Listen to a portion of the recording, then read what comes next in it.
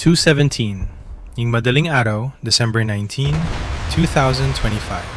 Dalawang Ukrainian FP2 UAV ang mabilis na lumilipad sa ibabaw ng Caspian Sea. Nananatili ang mga ito sa altitude na mababa sa 50 talampakan at may bilis na 100 at 9 milya kada oras. Magkakatabi ang kanilang formation na may layong 394 na paa sa isa't isa. Gumagana ang mga ito sa fully autonomous mode at hindi naglalabas ng anumang signal. Bawat UAV ay may dalang mahigit 100 at 10 pounds ng shaped explosive charge. Idinisenyo ang mga ito para butasin ang mga medium-grade steel structures gaya ng ship cabins o mga sensor system sa deck para silang kambal na balaraw na humahati sa dilim. Sa layong 27 milya na lamang, malinaw na ang kanilang target. Ito ay ang Reuben patrol ship, isang strategic intelligence asset na pinatatakbo ng Russia's Federal Security Service Border Guard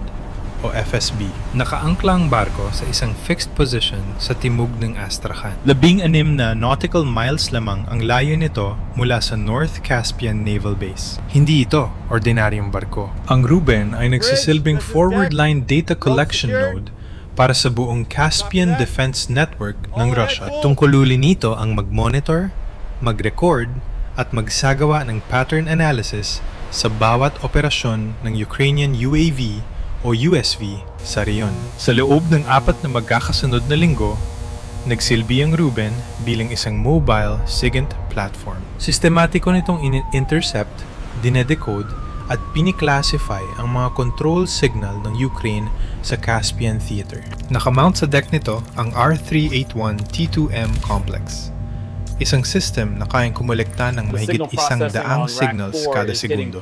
Lahat ng nakukuhang data ay ipinapadala sa isang onboard AI processing core. Dito, gumagamit ng machine learning algorithms para bumuo ng isang Ukrainian UAV behavior model. Layunin ng strategic dataset na ito na hulaan ang mga launch locations, uri ng UAV, at maging ang mga posibleng ingress routes. Kung natapos ang modelong ito, bawat covert operation ng Ukraine sa Caspian ay maaring mapigilan bago pa man makalipad. Magiging central anti-UAV brain ng buong rehiyon ang Reuben.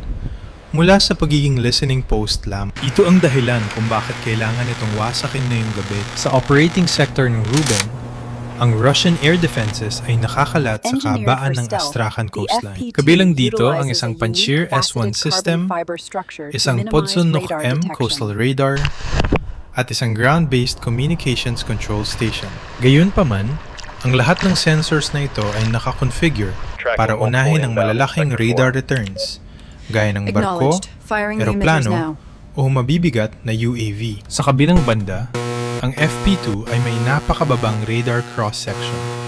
Humigit kumulang 0.05 square meters lamang. Dahil dito, halos hindi ito makita sa gitna ng sea surface clutter at interference. Dagdag pa rito, 48 oras ang nakalipas, isang Ukrainian electronic warfare unit ang naglunsad ng deception operation. Gumamit sila ng long-range directional pulse emissions para magpanggap na may false electromagnetic low-pressure zone sa northwestern Caspian Sea. Ang ground radar station sa Lihim, na responsabale sa pagdetect ng targets para sa Reuben, ay nakapagtala ng mga paulit-ulit na anomalous signals. Matapos ang mahigit 20 interference cycles, nagpa siya ang duty crew na pansamantalang i-disable ang offshore naval radar feeds. Ginawa nila ito para hindi masira ang kanilang sensor datasets. Ang desisyong ito ay nagbukas ng isang 60 kilometrong black corridor eksakto sa planong ginawa ng Ukraine. Sa buong window na ito, ang mga FP2 UAV ay gumagana sa EMCON0 o Complete Electronic Blackout. Walang transmissions, walang acknowledgements, at walang responses. Naglavigas ang mga ito gamit lamang ang terrain imaging guidance. Sinamantala ng mga UAV ang bawat blind spot at dead angle para makalusot sa final detection layer. 2:20 ng madaling araw, bumaba ang UAV pair sa altitude na 39 na talampakan na may layong 22 milya sa target. Bawat millisecond, Ang Inertial Measurement Unit o IMU at Ground Imaging Sensors ay nag-update ng navigation data. Ito ay tinitingnan laban sa Preloaded Digital Terrain Elevation Data o DTED. Walang satellite link na kinailangan. Lahat ng anyo ng komunikasyon ay ni-lockdown na bago pa ang launch. Sa sandaling yon, sa loob ng Reuben, patuloy ang mga signal technicians sa pagre-review ng mga waveform batches. Nagmamadali silang tapusin ang Ukrainian UAV signal map. Bawat signal block ay tinatag, ini-index, at kinukumpara sa mga profile ng Bira, UT, Flamingo, at ilang civilian platforms. Nakafocus ang lahat sa isang layunin. Ang mabuo ang behavior model na kayang matuto ng frequency patterns at control signatures. Hindi nila alam na sa loob ng wala pang 9 na minuto, mawawalan ng kuryente at system ang buong barko. 2:19 ng madaling araw. Distansya, 15 milya. Sa puntong ito, binawasan ng inertial navigation system ng FP2 ang correction intensity nito. Ang control sa paggabay ay inilipat na sa AI Integrated Optical Processing Suite. Ang ibabaw ng dagat ay hindi na pantay. Tumitindi na ang alon. Ang mga refleksyon ng ilaw mula sa metallic superstructure ng Reuben ay nagsisimulang lumitaw bilang mga puting artifact sa dilim. Samantala sa Reuben, ang MR-231 surface search radar ay nakatanggap ng mahihinang returns mula sa south-southwest. Eksakto, itong pumasok sa dead zone sa pagitan ng dalawang antenna lobes. Masyadong mababa ang altitude ng target para sa reliable reflection. Dahil sa intermittent flickering, inakala ng processing system na ito ay undefined noise lamang. Ito ang eksaktong reaksyong inasahan ng Ukraine. Isa pang blind corridor ang nabukas. Nang bumaba ang layo sa 11 milya, ang FP2 ay tuluyan ng lumipat sa digital visual navigation. Bawat UAV ay independenteng nag-aanalisa ng Caspian Sea imagery. Kinukumpara nila ang live frames sa pre-established background data, gaya ng nighttime light reflection maps at radar outlines. Sa distansyang ito, kitang-kita na ang electromagnetic emitters ng Reuben. Gayunpaman, ang passive defense na ito ay umaasa lamang sa pag-detect ng inbound signals. Dahil sa MCON-0, nanatiling tahimik ang mga FP2.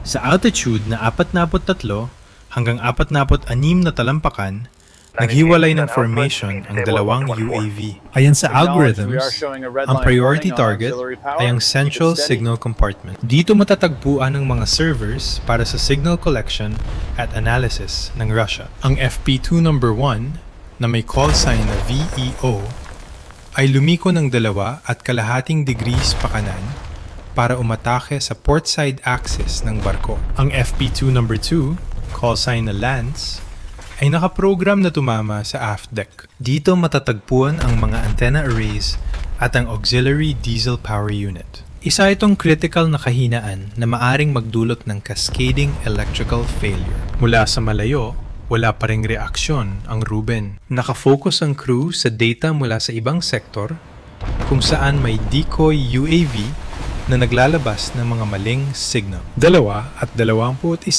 ng madaling araw. Layo, 5.8 milya. Pumasok na ang mga FP2 units sa attack mode.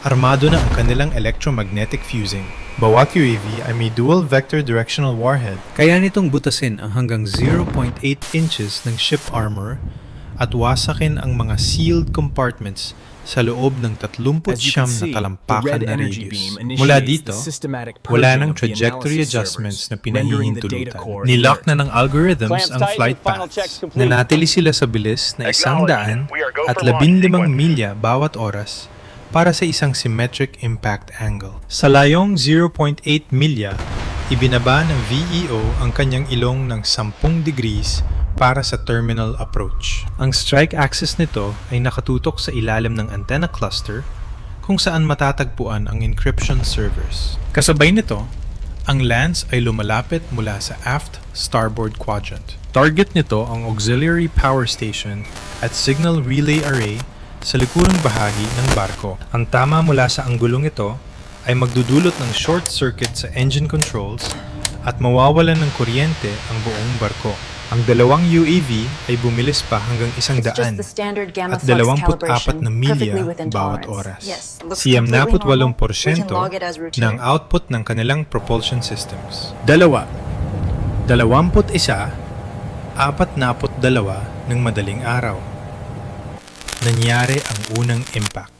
Tumama ang FP2 VEO sa hull ng barko sa maximum velocity. Ang shape charge ay bumasag sa bakal at sumabog pagkaraan ng 0.13 seconds. Lumika ito ng directional blast na may bilis na mahigit 23,600 na talampakan bawat segundo. Ang pressure ay umabot sa 4,500 at 50 pounds per square inch na nagwasak sa signal station at 3 katabing compartments. 0.7 seconds ang lumipas, humampas ang lance sa aft deck sa anggulong 28 degrees. Tinaman nito ang antenna array at auxiliary guidance shaft. Isang bahagi ng shockwave ay umabot sa generator compartment na naging sanhi ng pagkasunog ng power system. Sa loob lamang ng 3 segundo, nagdilim ang buong barko. Ang mga surveillance cameras sa Laman Pier, na 17 nautical miles ang layo, ay nakakuha ng 2 maikling liwanag.